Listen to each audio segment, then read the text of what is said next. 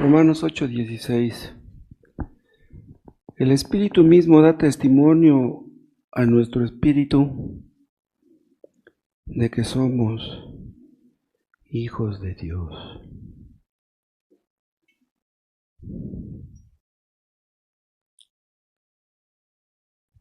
Dice en el 14, porque todos los que son guiados por el Espíritu de Dios, estos son hijos de Dios. Pues no habéis recibido el espíritu de esclavitud para estar otra vez en temor, sino que habéis recibido el espíritu de adopción por el cual clamamos, Abba, Padre. El Espíritu mismo da testimonio a nuestro espíritu de que somos hijos de Dios. Gracias, Padre. Oh Dios, visítanos esta noche. Háblanos a través de tu palabra. Santifícanos y al recordar estas preciosas doctrinas seamos alegrados, consolados, perfeccionados, alentados. Que tu Espíritu Santo nos ayude, porque sin su ayuda no aprendamos nada. Te lo pedimos en el nombre de Cristo. Amén.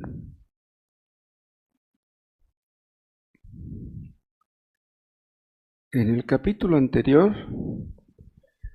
el apóstol Pablo dice, miserable de mí. Eso es en 7:24.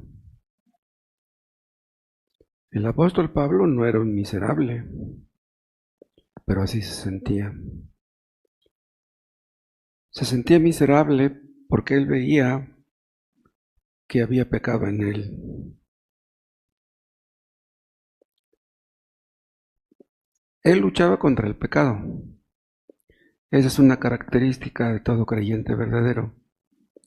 Luchaba contra el pecado, pero él sabía que no podía acabar con él. Porque si pudiéramos acabar con el pecado, entonces seríamos perfectos. Pero en este mundo, la perfección no existe. El Espíritu Santo estaba con Pablo, estaba en Pablo, pero el pecado también. El apóstol Pablo luchaba contra su pecado y solamente los que tienen el Espíritu Santo luchan contra el pecado. Algunos pretenden luchar contra el pecado, pero sin el Espíritu Santo no pueden, es imposible. Antes de que Pablo fuera convertido, perseguía a los cristianos hasta la muerte. No se sentía mal por perseguirlos. Antes de ser convertido, Pablo nunca se sintió miserable. Se sintió miserable ya después, cuando llegó a ser convertido. Nosotros, los que hemos llegado a creer,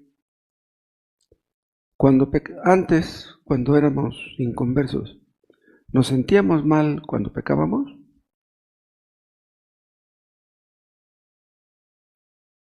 Pues a lo mejor teníamos algún remordimiento, pero tanto como sentirnos mal, no.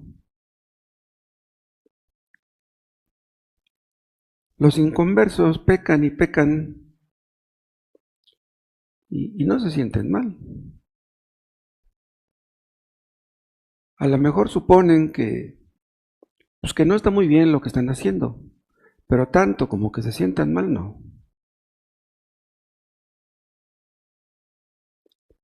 Los inconversos viven en pecado y ríen y cantan, pasean, se divierten, pero no saben que están atesorando ira para el día de la ira.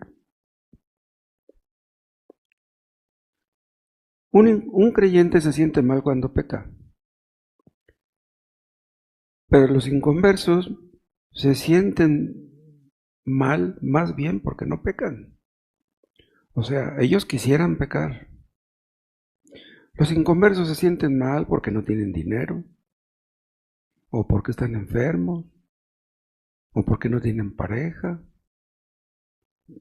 Pero que se sientan mal por su pecado, no se sienten mal.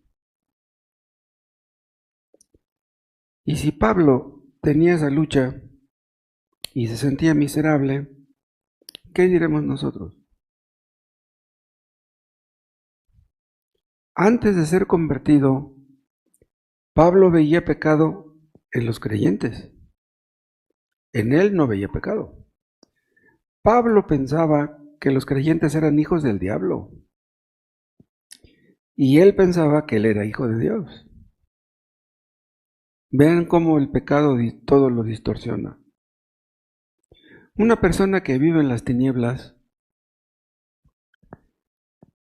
puede tal vez ver pecado en otros, pero no en sí, no en sí mismo.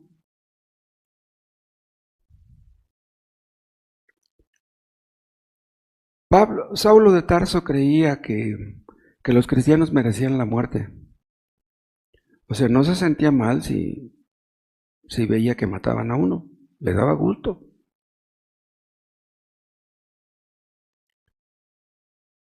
Como pensaba que eran hijos del diablo, decía que los maten.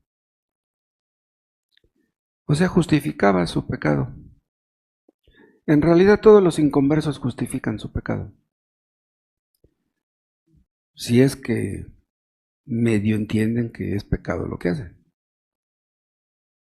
No se sienten culpables por los pecados que cometen. Y si no se sienten culpables, mucho menos miserables. Son dos cosas muy diferentes, ¿no? Sentirse culpable que sentirse miserable. Hay un versículo en Proverbios donde Salomón dice, el proceder de la mujer adúltera es así. Come y limpia su boca y dice, no he hecho maldad. Vean lo que dice la adúltera. Come y limpia su boca y dice, no he hecho maldad. En otras palabras, una adúltera cree que es lo mismo comer que adulterar. Mi cuerpo me pide comida, le doy comida. Mi cuerpo me pide adulterio, le doy adulterio. ¿Cuál es la diferencia? Le doy a mi cuerpo lo que me pide. Tan natural es una cosa como la otra. Pero la adúltera no se da cuenta que se está destruyendo a sí misma, que está destruyendo a otros y que va rumbo al infierno. ¿No se da cuenta? El apóstol Pablo llegó a ser convertido, llegó a ser una nueva criatura en Cristo Jesús. Dios le quitó el corazón de piedra y le dio un corazón de carne. Y cuando nosotros pecamos, por eso nos sentimos miserables, porque tenemos un corazón de carne, tenemos un corazón sensible. Ahí se ve la diferencia entre un hijo de Dios y un hijo del diablo. Los hijos de Dios siempre se sienten mal cuando pecan. Después de que Pablo nació de nuevo, él supo que era perdonado. En un principio eso tal vez sea un poco nebuloso, como que no lo entendamos muy bien. Pero ya después, con el paso de los días, de los meses, nos empieza a entrar esa confianza de que ya Dios nos perdonó. Estamos bien seguros de que ya Dios nos perdonó. Pero aún así, aunque sabemos que ya Dios nos perdonó, nos damos cuenta que hay pecado en nosotros. Pero todos los creyentes de todos los tiempos siempre han luchado contra su pecado, siempre. ¿Pero por qué luchan contra su pecado? ¿Luchamos contra nuestro pecado para salvarnos? No, eso sería salvación por obras. Luchamos contra nuestro pecado porque el Espíritu Santo está en nosotros y nos impulsa a eso. No mortificamos el pecado a ver si Dios nos salva. No, sino porque sabemos que ya Dios nos salvó y que el Espíritu Santo está en nosotros, que mortificamos el pecado. Y llegamos a tener la seguridad de lo que dice Romanos 8:1. Ahora pues, ninguna condenación hay para los que están en Cristo Jesús. Llegamos a entender esto. Ya Dios nos perdonó y ya no hay ninguna condenación para nosotros. Hay lucha contra el pecado dentro de nosotros, luchamos contra el pecado, pero no hay ninguna condenación para nosotros.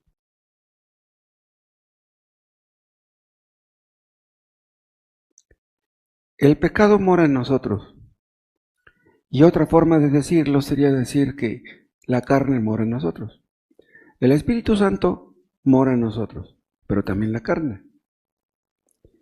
Pero no andamos según la carne. Dice el 8:1, ahora pues ninguna condenación hay para los que están en Cristo Jesús, los que no andan conforme a la carne, sino conforme al Espíritu. ¿Quiénes son los creyentes? Los creyentes no andan conforme a la carne. Hay carne en ellos, la carne mora en ellos, pero no andan conforme a la carne. La carne mora en nosotros porque descendemos de nuestro padre Adán. ¿Qué fue nuestro padre Adán? Carne. ¿Qué es lo que somos? Carne. Pero los creyentes no andamos conforme a la carne, más bien andamos conforme al Espíritu. Es lo que dice el versículo 1 al final. No somos guiados por la carne, somos guiados por el Espíritu. Antes de ser convertido, el apóstol Pablo creía que andaba conforme al Espíritu, pero andaba conforme a la carne. Pero cuando él fue convertido, sus ojos fueron abiertos y vio las cosas como eran en realidad. Los que son de la carne piensan en las cosas de la carne, es lo que dice el 5. Porque los que son de la carne piensan en las cosas de la carne.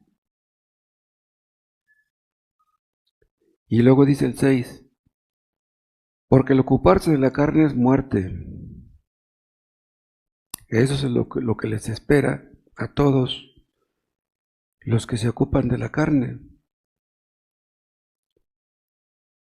Los que son de la carne no pueden agradar a Dios, dice el versículo 8, y los que viven según la carne no pueden agradar a Dios.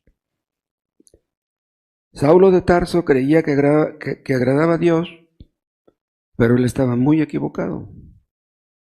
Entonces, la clave está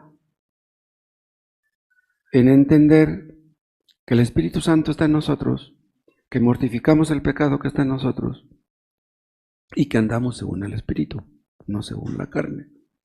Pero, ¿cómo podemos estar bien seguros de que andamos según el Espíritu y no según la carne? Porque debemos estar bien seguros de eso. Si estamos bien seguros de que andamos según el Espíritu, creeremos lo que dice 8:1. Ya no hay condenación para nosotros.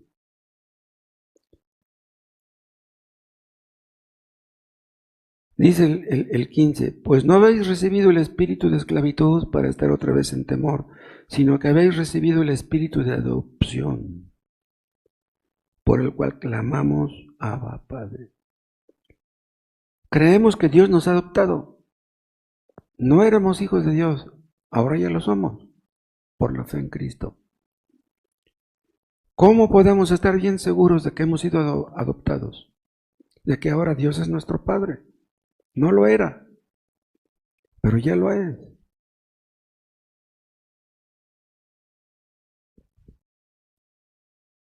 Dice en el 14, porque todos los que son guiados por el Espíritu de Dios, estos son hijos de Dios.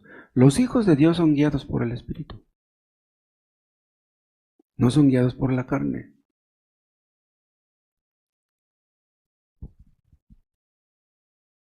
Uno de los beneficios de la verdadera conversión es saber que aunque hay pecado en nosotros, somos hijos de Dios. Es increíble eso.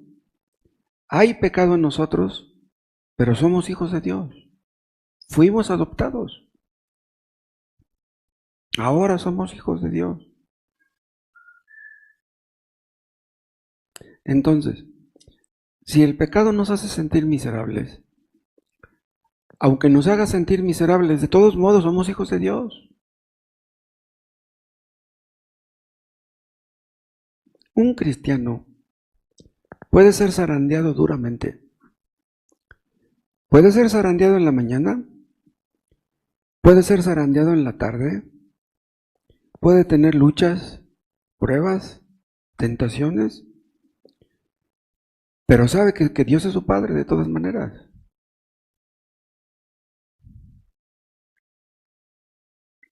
Dice al final del 15, sino que habéis recibido el espíritu de adopción por el cual clamamos, Abba, Padre.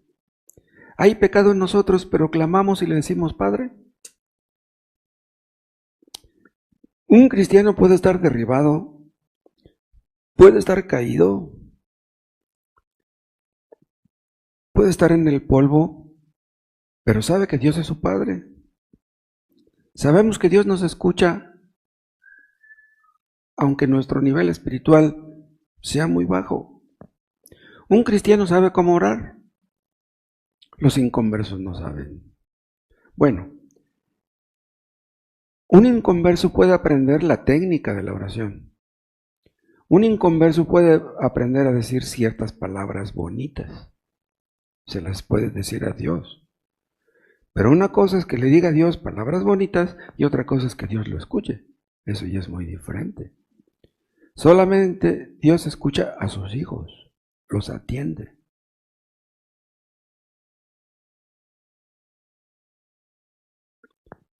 Aunque Satanás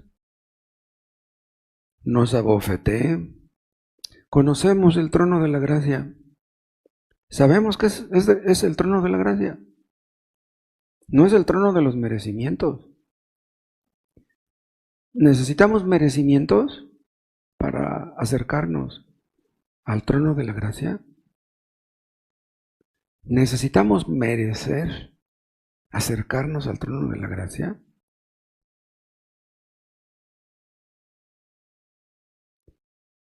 Si un hijo se le acerca a su papá después de que lo ofendió, el papá podría decirle al hijo, no, no, tú no mereces acercarte a mí, me ofendiste. ¿Pero Dios nos va a decir eso? ¿Que no merecemos acercarnos a Él? Bueno, en nosotros mismos no. Los merecimientos los tenemos en Cristo, pues es el trono de la gracia. Somos aceptados por Cristo. Dios nos escucha en Cristo. Oramos por medio de Cristo. ¿Se acuerdan ustedes cuando Pedro negó a Cristo? Lloró amargamente después de eso, se sintió miserable. ¿Cómo no? Pero aún así después Dios lo escuchó, Dios lo recibió.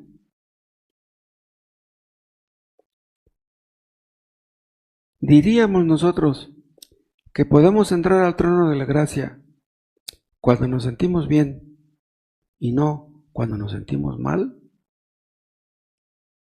No, los creyentes podemos entrar al trono de la gracia en cualquier momento. Los paganos ofrecían sacrificios a sus dioses porque ellos tenían la esperanza de ser escuchados. Dice, mi Dios me va a ayudar, mi Dios me va a prosperar, mi Dios va a hacer que yo tenga una buena cosecha. Pero cuando los paganos oran a sus dioses no escuchan. Tienen orejas, pero no tienen oídos. Tienen orejas, pero no oyen. Pero nosotros sabemos que nuestro Padre nos escucha. Pero vean, no siempre tenemos esa certeza de la misma manera. Hay ocasiones, no me dejarán ustedes mentir, que sentimos como que Dios no nos escucha. Pero aún así, aún si sentimos que Dios no nos escucha, sabemos que nos escucha. O sea, el sentirlo o no eso ya es diferente. No, nuestro Dios nos escucha. Lo que parece impedir que Dios nos escuche es nuestro pecado. Pero si nos acercamos a nuestro Padre reconociendo nuestro pecado, pues Dios nos escucha.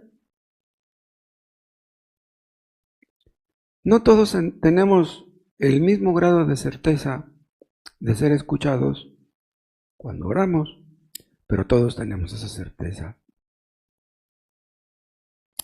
Entendemos que el creador del universo es nuestro Padre celestial.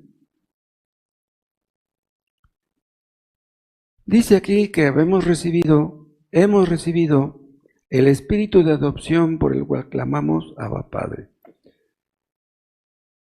Este espíritu de adopción lo tenemos todos los creyentes, chicos y grandes, creyentes avanzados y recién convertidos. Todos tenemos este espíritu de adopción.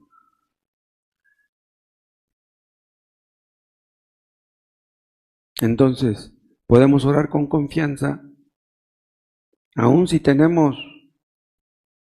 nos sentimos mal de que a lo mejor Dios no nos fuera a escuchar. Si un padre le da unas nalgadas a su pequeño hijito, a lo mejor el niño está enojado con su papá, a lo mejor se resiente con su papá de que le pegó, pero el niño sabe que su papá es su papá. O sea, el niño entiende que aunque su papá le pegó, no deja de ser su papá por eso. Si Dios se enoja con nosotros o no sentimos su presencia debido a nuestro pecado, frialdad, indiferencia, etc., de todos modos es nuestro Padre y sabemos que nos escucha. Si no nos escucha y eso se prolonga, podemos llegar a pensar que Dios está enojado con nosotros y que a lo mejor quiere decirnos algo y le decimos, Señor, ¿qué quieres decirme? No entiendo. Dime en qué estoy mal, Señor. Yo voy a corregir lo que tenga que corregir. Dime tú en qué estoy mal. Si somos honestos, no cabe duda de que Dios nos escucha. Y si no nos escucha, porque nos está disciplinando, sabemos que de todos modos nos ama, porque Dios al que ama disciplina. Entendemos que Él es nuestro Padre y que nunca dejará de serlo. Yo hablaba el otro día de los que piensan que la salvación se pierde.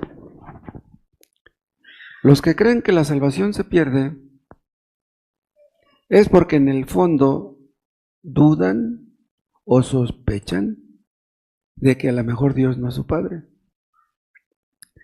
Porque si ellos creyeran realmente que Dios es su Padre, no pensarían eso, que la salvación se pierde. Yo he comentado, por ejemplo, que si un padre le regala a un hijo, digamos, un triciclo, a un niño pequeñito le regala un triciclo, si el niño le desobedece, pues le da una nalgada, pero no le va a quitar el triciclo. Pues ¿cómo le va a quitar el triciclo? Ya se lo diste.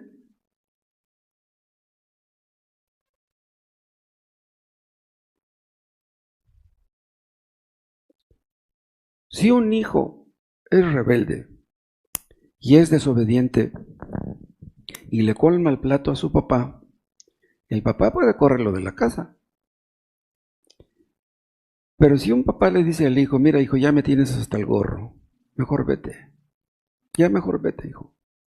Vive tu vida, no quieres sujetarte, pues vive tu vida a tu manera. Si un padre corre a un hijo de la casa, ¿realmente quiere que se vaya de la casa? No. Si corremos a un hijo de la casa, no queremos que se vaya realmente. Lo que queremos es que reconozca su error y que pida disculpas. Eso es lo que queremos. Lo amamos. No lo corremos porque no lo amamos, no. Lo corremos porque lo amamos. Y si nosotros nos sentimos miserables por nuestro pecado, Dios no nos corre de su casa. O sea, un padre puede correr a un hijo de su casa, pero Dios no nos corre de la suya. Imagínense, como dicen los pentecostales, que por un pecado que cometiéramos dejáramos de ser hijos de Dios, pues entonces nadie sería hijo de Dios. Nadie. Cuando Cristo estaba en la cruz, dijo, Padre, ¿por qué me has desamparado? Vean, Cristo se sentía desamparado, pero sabía que el Padre era su Padre. Pues por eso le dice. Cristo sabía que aunque el Padre le estaba dando sus nalgadas, de todos modos, el Hijo no dejaba de ser Hijo. El Padre no dejaba de ser Padre. Aun si nos estuvieran quemando en la hoguera, Dios no dejaría de ser nuestro Padre. Por muy necesitados que estemos, por muy enfermos que estemos, Dios no deja de ser nuestro Padre. Vean 8:16. El Espíritu mismo da testimonio a nuestro espíritu de que somos hijos de Dios. Pero ¿cómo es esto? ¿Cómo es que el Espíritu Santo le da testimonio a nuestro espíritu de que somos hijos de Dios? Hay algunos que dicen que el Espíritu Santo nos da testimonio de que somos hijos de Dios cuando hablamos en lenguas.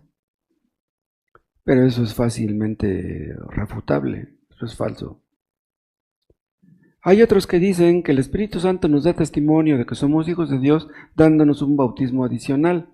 Ah, ¿ya te bautizaste en agua? Ah, pues ya eres creyente, pero necesitas un bautismo adicional, el bautismo del Espíritu Santo. Ellos piensan que cuando una persona se convierte, tiene el Espíritu Santo, pero que no es lo mismo tener el Espíritu Santo que ser bautizado con el Espíritu Santo. Ahí está el error. Porque es lo mismo. Tener el Espíritu Santo y ser bautizados con el Espíritu Santo es lo mismo. ¿Cuándo ocurre eso? En el momento que nos arrepentimos de nuestro pecado y creemos en Cristo. En ese momento viene el Espíritu Santo a morar en nosotros. Ya tenemos el Espíritu Santo, ya somos bautizados en el Espíritu Santo. Bautizados quiere decir sumergidos. Entonces, estamos en el Espíritu Santo. El Espíritu Santo está en nosotros y nosotros estamos en el Espíritu Santo. Ya no estamos en la carne. En el momento que una persona se arrepiente de sus pecados y cree en Cristo, nace de nuevo. Nace de nuevo por el poder del Espíritu Santo. El Espíritu Santo hizo la obra. La persona no nació de nuevo porque quiso. Quien logró el nuevo nacimiento es el Espíritu Santo. Y desde ese momento, el Espíritu Santo está con el creyente y nunca lo abandonará, jamás. Y a partir de ese momento el creyente anda en el Espíritu, ya no en la carne. Ahora vean, esto puede ser discutible. ¿Por qué? Porque habemos creyentes que a veces actuamos como si anduviéramos en la carne. A un creyente no se le puede decir que es carnal, pero a veces actuamos como carnales. Incluso podemos llegar a decir que a veces actuamos como si no fuéramos cristianos. Pero eso no quiere decir que no lo seamos. Nuestro estado espiritual es muy bajo, pero somos espirituales. El Espíritu Santo está en nosotros. En el momento que una persona cree en Cristo, ya no anda conforme a la carne. He aquí todas las cosas son hechas nuevas. Vemos las cosas de una manera diferente. A nuestros seres queridos, a nuestros parientes, a los vecinos, a la gente en general, a la sociedad, al gobierno, todo lo vemos de manera diferente. Y a partir de ese momento, cuando creemos en Cristo, ya no hay ninguna condenación para nosotros, como dice Romanos 8:1. Pero vean, hay pecado en nosotros. Hay pecado en nosotros, pero ya no hay ninguna condenación para nosotros. Si esto no es una fuente de gozo y de alegría, entonces, ¿cuál? Saber que ya no hay ninguna condenación para nosotros es motivo para que nos pongamos a reír y a cantar.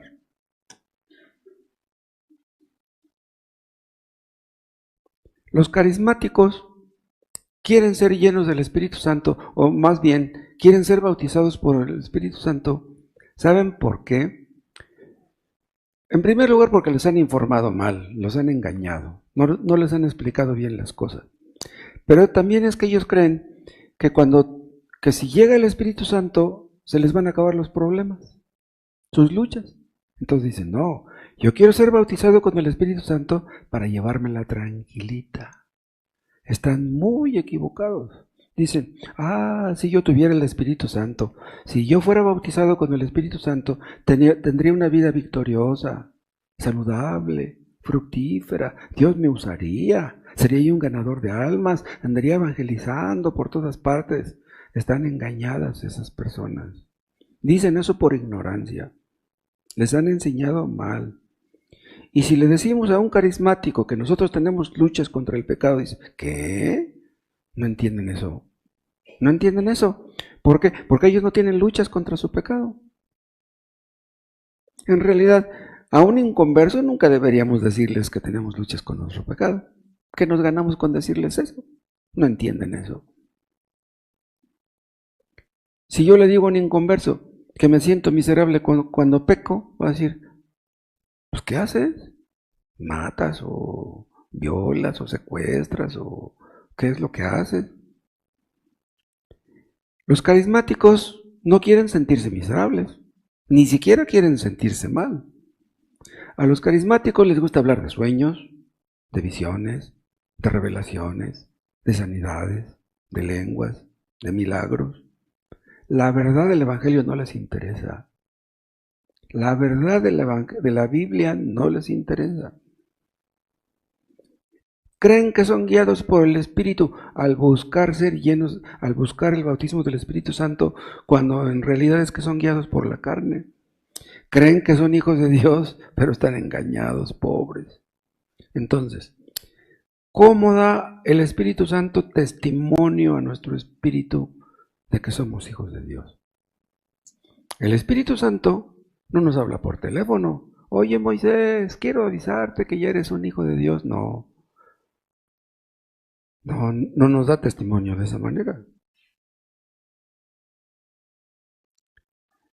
Aquí Pablo está hablando de que Dios nos da, el Espíritu Santo nos da testimonio de que somos hijos de Dios. Pero esto es algo normal, no es algo extraordinario, es algo normal en la vida del cristiano. O sea, el Espíritu Santo constantemente, continuamente, nos está dando testimonio de que somos hijos de Dios. ¿Pero de qué manera? ¿De manera audible? No. Algunos hablan de dos formas de certeza de salvación. Una que se deduce de la Biblia.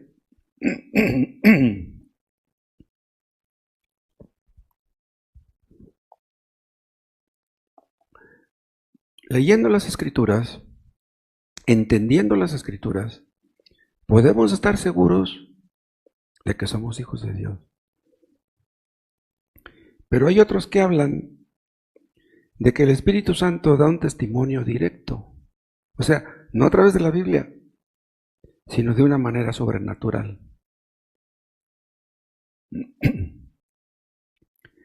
Vean, por ejemplo, en Hechos, en el capítulo 2.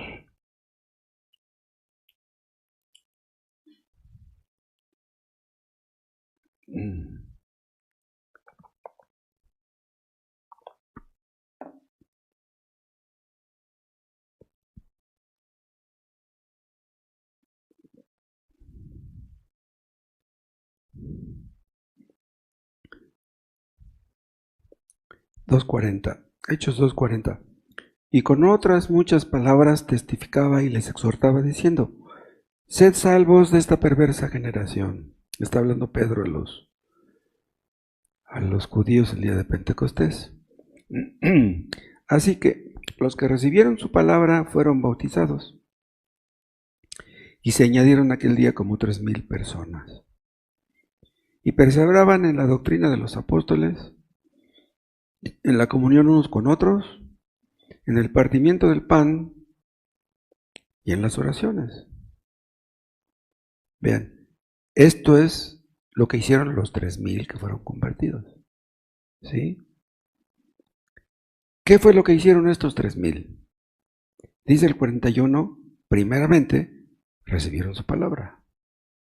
Vean. Punto número 1, recibieron la palabra. Punto número 2, fueron bautizados. Punto número 3, en el 42, y perseveraban en la doctrina de los apóstoles. O sea, no se desanimaban, a pesar de las persecuciones y de los problemas, no se apartaban de la verdad, perseveraban en ella. Y luego dice que también perseveraban en la comunión unos con otros, a pesar del riesgo resultante, porque en aquel tiempo tener reuniones con cristianos era peligroso, pero no tenían miedo. Perseveraban en la comunión unos con otros, en el partimiento del pan, tomaban la Santa Cena, y en las oraciones. Perseveraban en todo esto. Entonces vean, si tú recibes la palabra, o sea, no te entra por un oído y te sale por el otro, eres bautizado, perseveras en la doctrina, en la comunión con los hermanos, en la Santa Cena y en las oraciones, pues eres creyente. Pues eres creyente. El asunto es que hagas esto. Si tú haces esto, no cabe duda de que eres creyente. Entonces, yo analizo estos textos y veo que yo encajo en ellos, digo, yo soy un hijo de Dios. ¿Me lo dice la Biblia?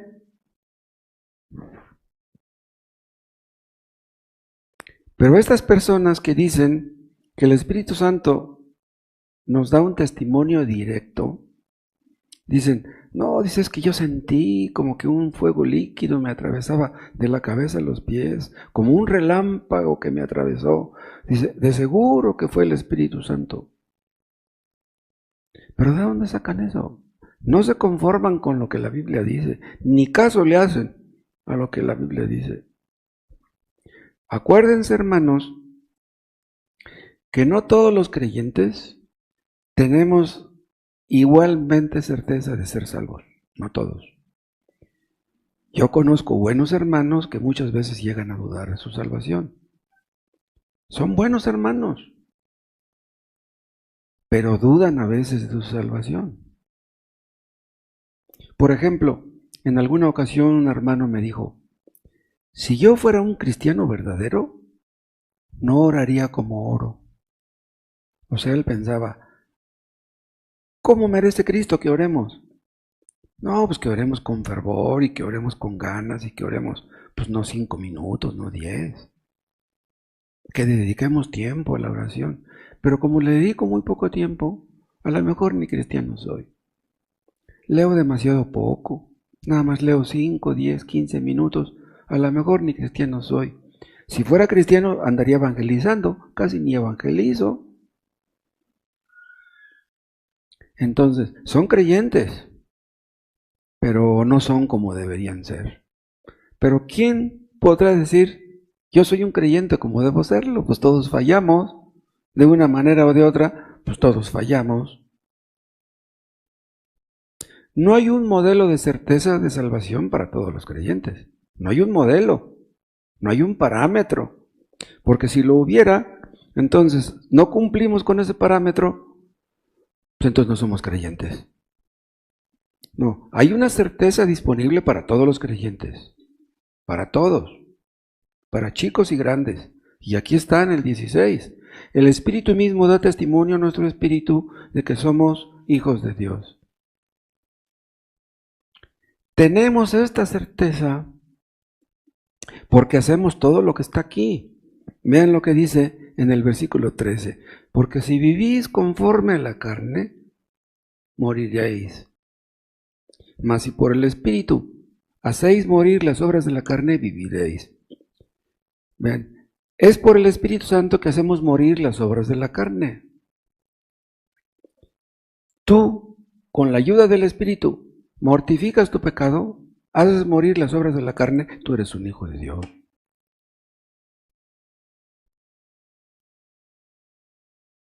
Un creyente le pide a Dios desde el fondo de su corazón, Señor, no me dejes caer en tentación. Escuchen, Si ustedes le dicen a Dios en la mañana, Señor, no me dejes caer en tentación, y luego ya termina la noche, ya se van a acostar en la noche, y analicen y dicen, no, pues no caí en tentación hoy. Si no cayeron en tentación, ¿fue gracias a quién? Pues gracias a Dios. Pues eso es lo que le pidieron a Dios, pues eso es lo que Dios les dio.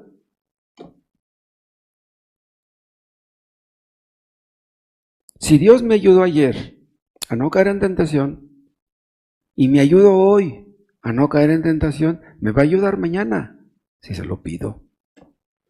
Pero si no caí en tentación ayer, si no caí en tentación hoy, no es porque yo sea muy inteligente, ni muy experimentado, o por mis canas. Si no caí en tentación es porque Dios me ayudó, no cabe duda. Dice el 14, porque todos los que son guiados por el Espíritu de Dios, estos son hijos de Dios, son guiados ¿por quién? Por el Espíritu. ¿En qué? En la mortificación del pecado. O sea, le pedimos a Dios que no nos deje caer en tentación, que nos ayude a vencer la envidia, la ira, la soberbia, el egoísmo, la cobardía, la lujuria, cualquier pecado, cualquier mala inclinación que haya en nosotros.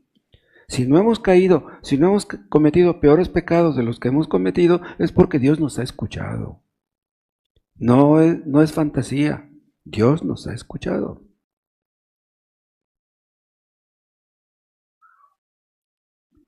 Si tú aborreces el pecado, si tú no quieres pecar contra Dios, si tú realmente quieres apartarte del pecado, tú eres un hijo de Dios. Has sido adoptado y no hay condenación para ti. Dios es tu Padre, el cielo te espera, lo sientas o no. En las noches ya nos vamos a acostar y le pedimos perdón a Dios por nuestros pecados diarios. A veces cometemos pecados y ni cuenta nos damos. Le pedimos a Dios que nos perdone. ¿Podemos acostarnos contentos? No nos acostamos pensando, ay, a lo mejor no me perdonó. Nos acostamos contentos, entendemos que Dios nos perdona. Oramos, le pedimos a Dios que nos muestre su voluntad y nos la muestra. Le pedimos que nos ayude a entender su palabra, nos ponemos a leer y entendemos su palabra. O sea, entendemos que Dios nos está escuchando, nos está iluminando, nos está guiando. Eso es algo cotidiano, es algo de todos los días, no es algo extraordinario, es algo que se aplica a todos los creyentes sin excepción. No escuchamos la voz de Dios, no vemos su dedo que nos dice, mira Moisés, vete por ahí o vete por allá. No, no escuchamos la voz de Dios, pero sabemos que nos está guiando de todas maneras. Cuando Cristo fue bautizado, oyó una voz que dijo, tú eres mi Hijo amado, en quien yo tengo complacencia. ¿Nosotros necesitamos escuchar esas palabras? Necesitamos, ay Señor, dime que yo soy tu Hijo amado y que tienes en mí tu complacencia. No vamos a escuchar eso. No lo vamos a escuchar, pero sabemos que se complace en nosotros por Cristo y que somos sus hijos amados a pesar de todo. Dice aquí que el Espíritu Santo nos guía en la mortificación del pecado. Cuando oramos, estamos mortificando el pecado. ¿Por qué? Porque a la carne no le gusta orar. Entonces, cuando oramos, le decimos a la carne, tú te sometes. Entonces, una de las formas más eficaces para mortificar el pecado que mora en nosotros es en la oración. Es cuando nos humillamos, cuando reconocemos que dependemos de Dios para eso. Por nosotros mismos no podemos vencer ni un pecado. El creyente que más ora es el que más mortifica su pecado. El creyente que menos ora es el que menos mortifica su pecado y es el que está más expuesto, es el que puede caer. Y son los que menos certeza tienen. Si oramos muy poco, si leemos muy poco, vamos a obedecer muy poco y nuestra certeza será muy poca.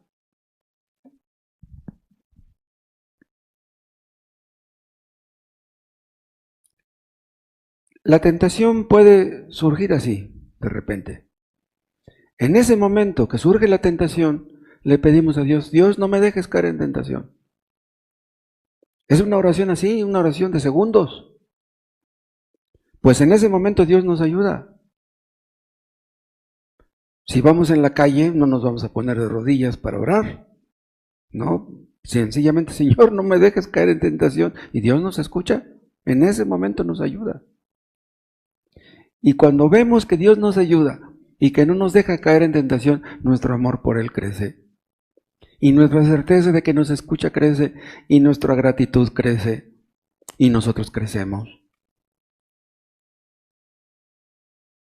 A través de la oración nuestra conciencia es avivada. O sea, tenemos discernimiento entre el bien y el mal, como dice Hebreos. Los creyentes que más oran y que más mortifican su pecado son los que tienen una conciencia más avivada, más sensible, los que tienen más discernimiento. Los que ven el peligro dicen, no, por aquí no me meto, aquí hay peligro, mejor me voy por acá. Pero si descuidamos la oración, si descuidamos la lectura, entonces estamos menospreciando a Dios, estamos menospreciando el pecado y estamos en peligro. Si leyendo y orando podemos caer en tentación, imagínense si descuidamos la lectura y la oración, ¿dónde vamos a parar? Los cristianos más o menos entendemos lo que costó nuestra salvación. Nuestra salvación tuvo un costo muy alto, muy grande. Entonces, tenemos que preocuparnos por el pecado, tenemos que ser vigilantes. Queremos progresar, queremos agradar a Dios, queremos que Cristo esté contento con nosotros, que Él se agrade de nosotros. Queremos su sonrisa sobre nosotros. Le pedimos a Dios, Señor, líbrame, no me dejes caer en los malos pensamientos. Líbrame de la ira, de la envidia, de la soberbia, del orgullo. Luchamos en contra de todo tipo de pecado. Le pedimos a Dios que nos ayude a controlar nuestra lengua para no decir palabras inconvenientes que ofendan a otros. Y vemos que Dios nos contesta. Y eso no es fantasía. Dios nos contesta. Dios nos escucha. Y cada día que pasa, nuestra conciencia se hace cada vez más sensible. Un cristiano ve pecado donde otros no lo ven. Dios nos va santificando y nos sentimos mal por el pecado más pequeñito. No queremos ofender a nuestro Dios de ninguna manera. Entonces, ahí pueden ustedes ver cómo es que el Espíritu Santo da testimonio a nuestro espíritu de que somos hijos de Dios.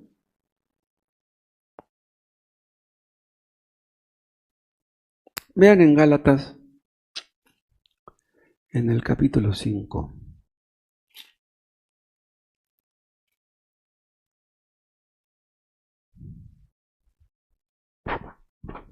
(5:18).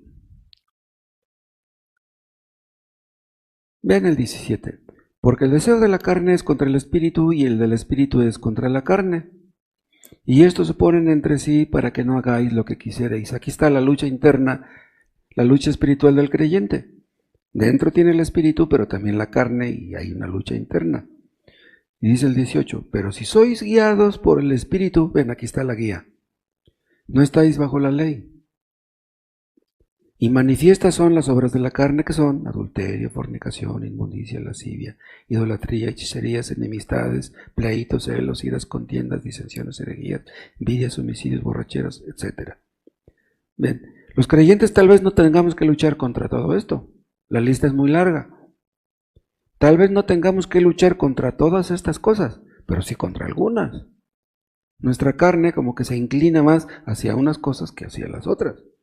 Pero el creyente sincero quiere luchar contra todo pecado. Señor, no me dejes ofenderte de ninguna manera. Y vemos cómo Dios nos ayuda. Vemos cómo Dios responde a nuestras oraciones.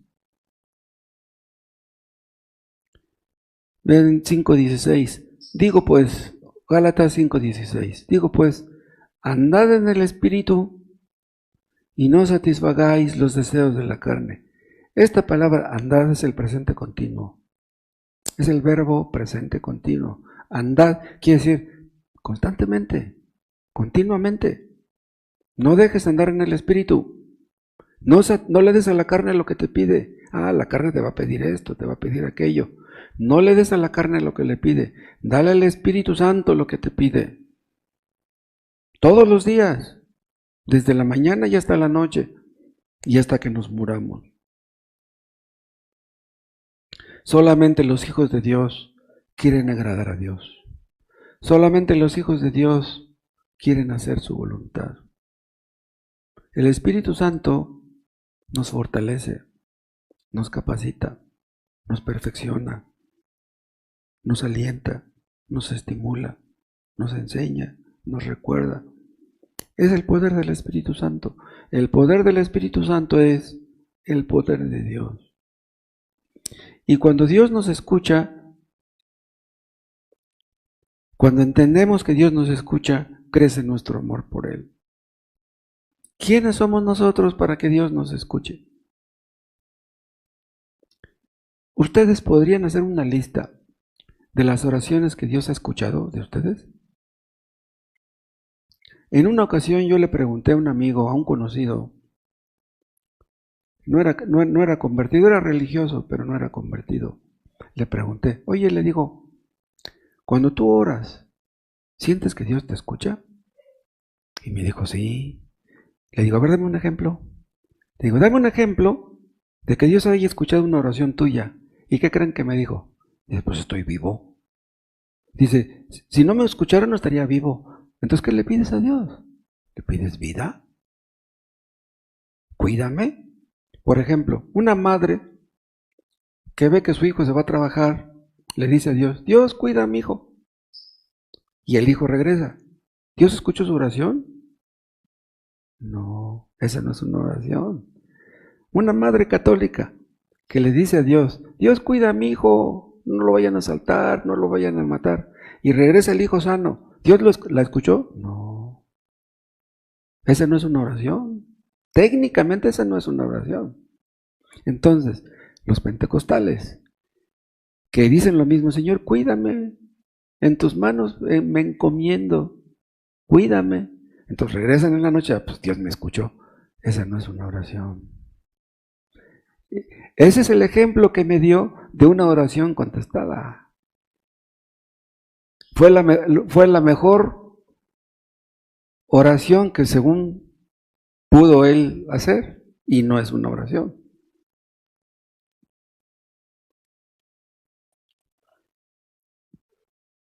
Un cristiano siempre tiene motivos para orar.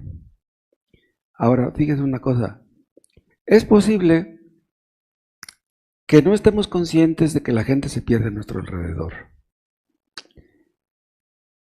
Tal vez tengamos hijos y ni siquiera tengamos una idea más o menos clara de que van rumbo al infierno. Son inconversos, van rumbo al infierno. Y pasan los días y casi no oramos por nuestros hijos. Pero eso está mal, porque nuestros hijos inconversos van rumbo al infierno. Estemos conscientes de eso o no, van rumbo al infierno. Pero si descuidamos la oración, como que vamos a perder de vista el asunto. Y si no oramos por nuestros hijos, ¿cómo vamos a esperar que sean salvos nuestros hijos? Si no los valoramos, si no los apreciamos, entonces, ¿cómo vamos a orar realmente por ellos? Si no nos importan las almas de los que nos rodean, entonces, ¿por qué oramos?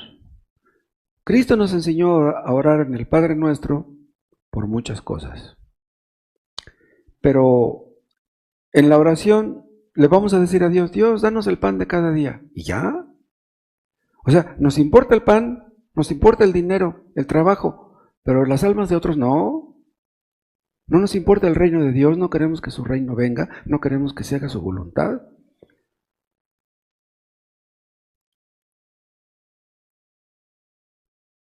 Si no tenemos una carga si no nos importan las almas de los que se pierden, si nunca evangelizamos, si no nos sentimos mal por no evangelizar, entonces ¿por qué nos sentimos mal?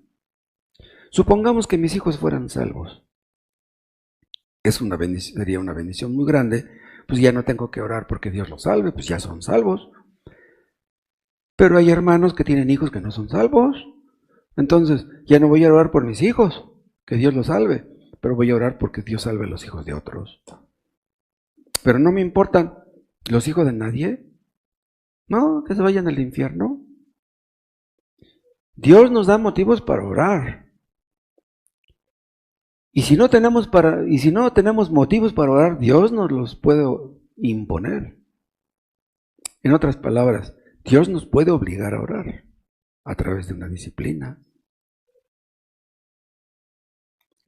Si realmente queremos hacer la voluntad de Dios, Dios lo sabe.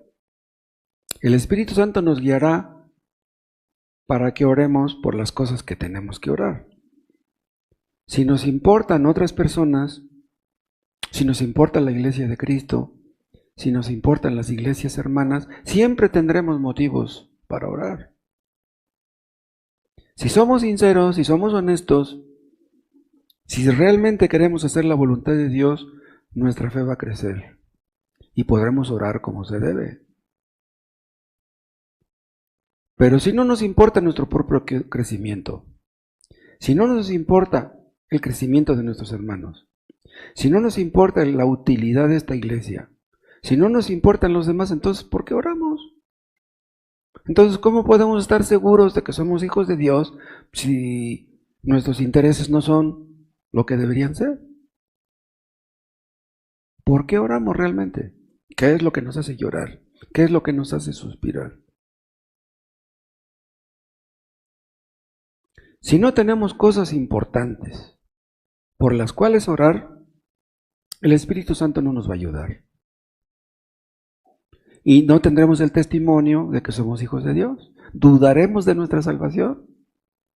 No nos importa a nadie. ¿Cómo podemos decir que somos creyentes si no nos importa a nadie?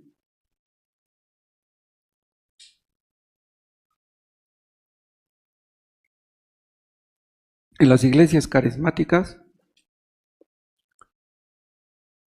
hacen unas cajitas y ahí meten unos papeles con las peticiones de oración de la gente.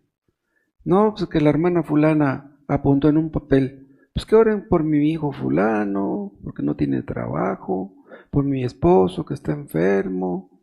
Y ya después oran por todas las cosas. ¿Pero realmente les importan esas cosas?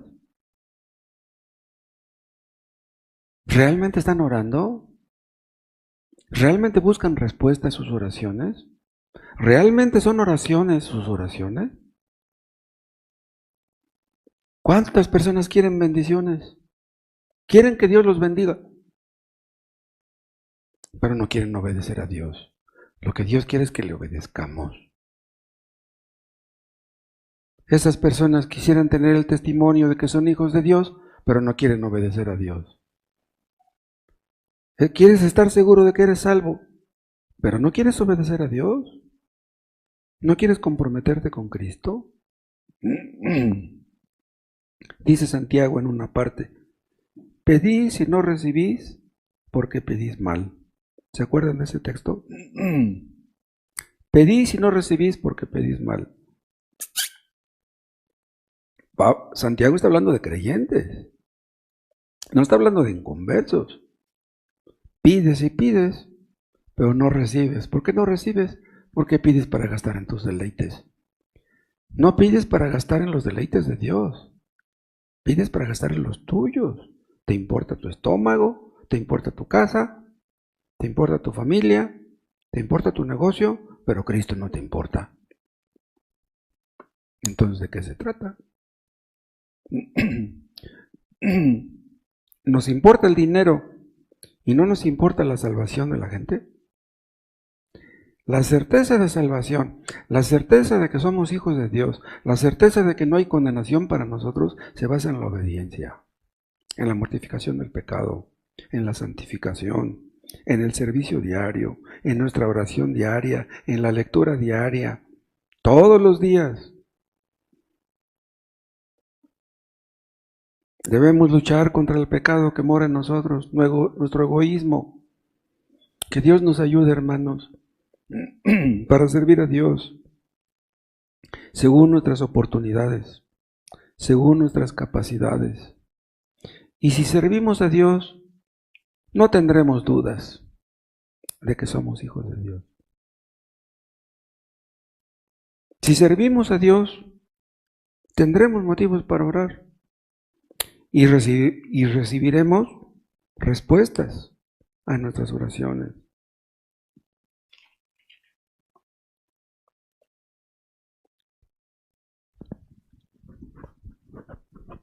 Que Dios nos ayude a tener un interés verdadero, un interés real, un interés profundo en nuestros seres queridos que son inconversos y en los que nos rodean. No somos responsables de andar evangelizando por todas partes como hacen algunos, pero simplemente pues nuestra obligación es hablarles a los que están cerca, a los que nos rodean, y que podamos ver a muchos convertidos. Que Dios nos dé motivos para orar y que nos libre de egoísmo, de soberbia, de pereza, de negligencia, de cobardía. Que Dios nos ayude a mortificar nuestro pecado y que nos ayude a todos con esta certeza de que somos hijos de Dios y de que ya no hay condenación para nosotros. Gracias, Padre, por tu palabra. Danos estas cosas. Ayúdanos. Ayúdanos a ver las cosas como las ves tú, a mortificar nuestro pecado. Danos un corazón sincero. Oh Dios, que realmente busquemos, deseemos con todo nuestro corazón ser útiles y buscar la salvación de los que nos rodean. Salva a nuestros hijos inconversos, porque vienen aquí muchos jóvenes, Padre, que no son convertidos. Te lo pedimos en el nombre de Jesús. Amén.